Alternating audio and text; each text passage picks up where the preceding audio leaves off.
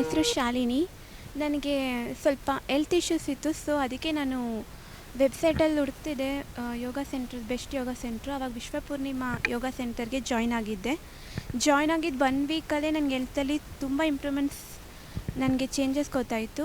ಆಮೇಲೆ ನನ್ನ ಟೀಚರ್ ಒಬ್ಬರು ಸಜೆಸ್ಟ್ ಮಾಡಿದ್ರು ಕಾರ್ಯ ಸಿದ್ದಿ ಕ್ರಿಯಾ ಯೋಗಕ್ಕೆ ಜಾಯ್ನ್ ಆಗೋಕ್ಕೆ.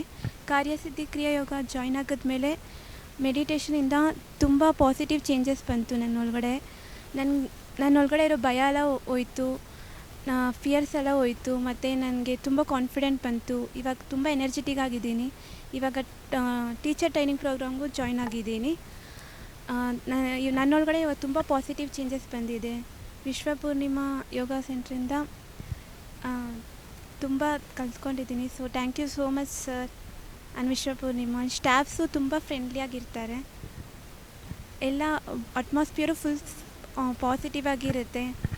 So thank you so much sir.